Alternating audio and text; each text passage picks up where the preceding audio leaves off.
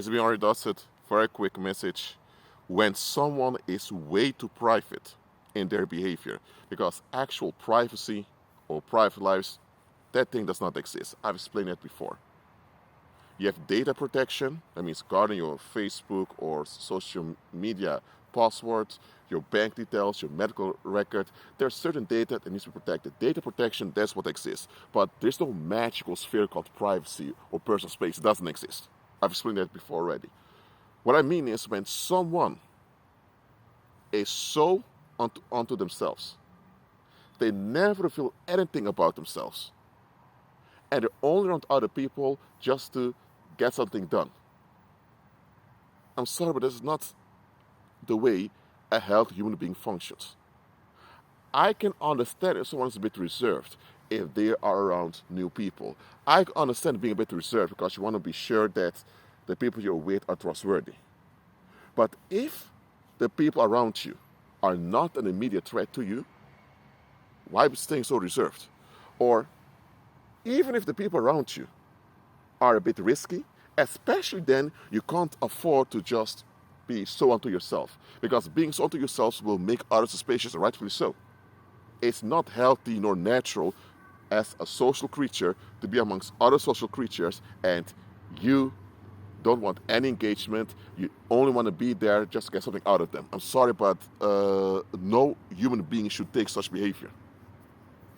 If you have someone that behaves that way, whether it's at work or in school or in your family or in your neighborhood, wherever it is, watch out for such people. I'm telling you. Such are the people, they don't want to be involved with anyone because they don't want any responsibility towards anyone else. They don't want to be challenged and they don't want to be called out on their dysfunction. They will only contact others when they need something from other people. Apart from that, other people don't exist. Yeah, Rashids, they're just socially awkward. They have social anxiety. Okay, well, why don't they go into therapy? Why don't they get it? Why don't they look for help to be fixed?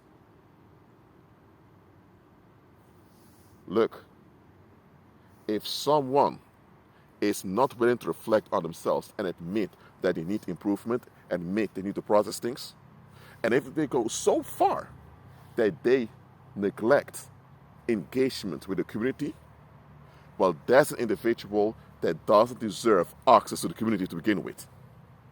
Do not reward people for neglecting the community. Do not reward anyone for neglecting the community. If you are amongst other human beings, as human being, you have obligations towards other human beings, and you ought to comply with solutions and justice in that area. Simple as that. Stop making excuses for people who don't want to be responsible or accountable. Stop making excuses for them. I'm not saying you have to force people to participate in activities that don't benefit them. I'm not saying just because it's a football match, everyone is forced to watch a football match. I'm not talking about such things.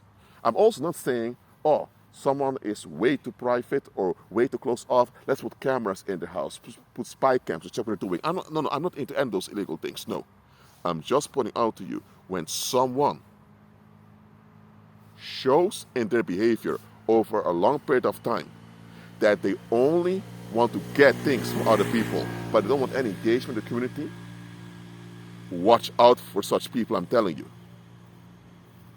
It's not that all of such people are hidden psychopaths or hidden serial killers. No.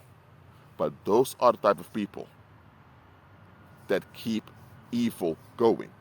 Just think about it. If they don't even value themselves, they realize, you know what? I should be humanly engaged with other people. But Rashid, they are engaged. They're only engaged with people that tell them what they want to hear. Only engaged with people that validate their own relief. So if people don't validate their relief, they simply don't exist. Bad things happen to them. They don't matter. They're not important. Stop excusing such people, I'm telling you. That's why so many of you have so much trouble in your communities, because you don't expel the proper people. Listen, I'll rather have several drug addicts walking around. The drug addicts, I don't endorse being drug addicts, no, absolutely not. But I'd rather have drug addicts walking around, because they at least pay attention to what's around them. Someone was always in a tunnel vision. Work, home, work, home. Work, sex partner, work, friends. They're only in this tunnel vision, all about themselves. I'm sorry, but such an individual is not alert. They're not aware. They're not even aware of their own surroundings, which is bad for their own safety. So they don't value their own safety nor the safety of other people. Why should you condone such people being around? You shouldn't. If you do, as a community, you keep evil amongst you. Listen, there should be a minimum of engagement when someone is in an environment. If someone's in a neighborhood, there should be a minimum of engagement. If they don't even do the minimum of engagement, you need to kick them out. As simple as that. Well, that's it for now. Keep on incrementing Christ and be at peace.